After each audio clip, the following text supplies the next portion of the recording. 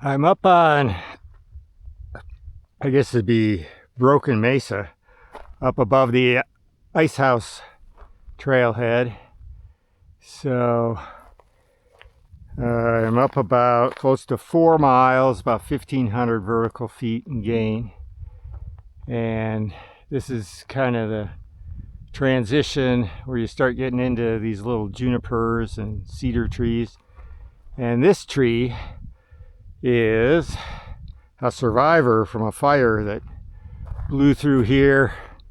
Not exactly sure how long ago. I think it was either right before or right after the pandemic in 2020, 2021.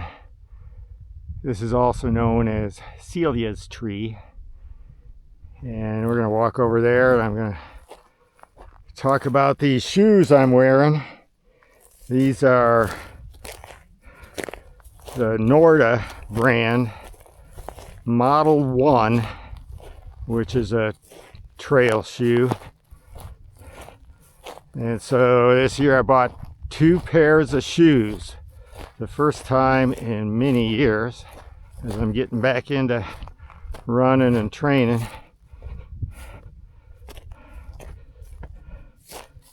The other pair is the Hoka Speed Goats.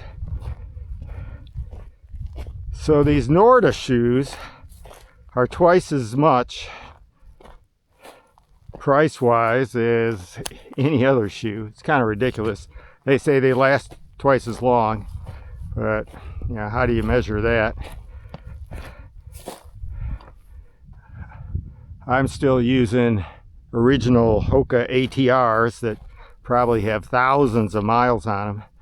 The tread is almost smooth, but they still work, and in some ways they're better, because with Hokas, at least the original ones, as you put more miles on them, the sole tended to kind of smear out. They get wider and more stable, and your foot would sink down into them more. That's if you got a pretty neutral foot strike. I guess if you supinate or pronate, you could collapse either the outside or the inside of the sole, and then they'd be unstable. So let's take a look at these shoes. I replaced the laces because the original laces were flat laces that were a little stretchy, and I do not like stretchy laces, and they were gray to begin with. So I don't know if this camera is picking this up and it's aimed right or not, but these have a great grippy Vibram sole.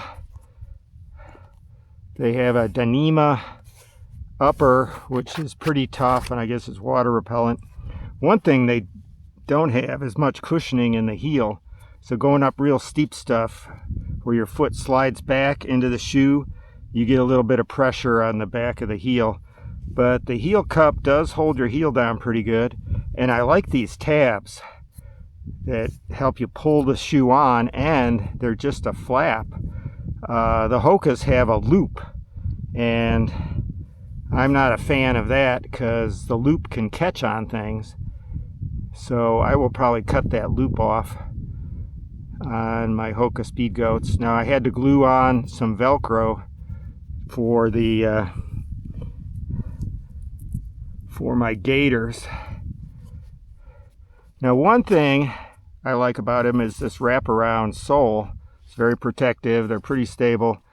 But these shoes, I guess what makes them comfortable is they're wider than normal. And I have a pretty normal foot, and the foot can slide side to side in them because they're so wide. And okay, so you just lace them tighter.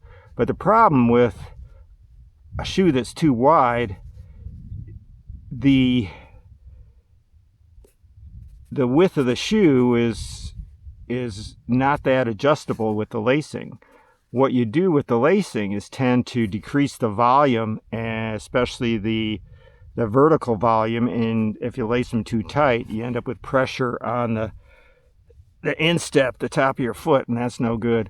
So these shoes, because of their width, may not be really good for irregular terrain unless you have very wide feet. The other problem with them is that Norda screwed up on the sizing. And if you go to their website, they actually say to size up a half a size. Well, why didn't they make them true to size to begin with? It's like a manufacturing defect or something. And you notice that these are a size 10, but in the European size, they're a 43. Most size 10s are a 44. So indeed, they're close to a half size shorter than most shoes, although they're wider. And then the other thing I notice about them is the left foot is sloppier than the right foot. I don't know if there is a manufacturing difference between the left and right of the shoe, or my left foot is significantly smaller than my right, but I don't notice it as much in other shoes. So I'm questioning whether their molds for the last and is different between left and right, where the left shoes are always a little bigger. But again, they're very wide, so someone with a wide foot will like them, or someone on more gentle terrain, they're very comfortable because your foot has a lot of space to spread out. And I guess that's about all I have to say about these. They're crazy expensive. They may be worth it for some people. And they're very comfortable. I don't see them as a super high performance shoe for really rugged terrain where you're bounding downhill through scree and rock and on side hills, where you want a really good connection between the foot and the shoe. You don't want your foot sliding around inside the shoe.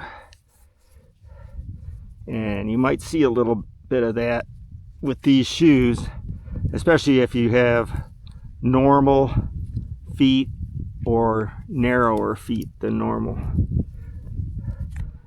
Okay, that's it. It's a beautiful day. It is, what day is it? I think it's May 17th. And I'm down here in southern Utah. And probably in a couple more weeks, I'll be heading up to Montana for the summer.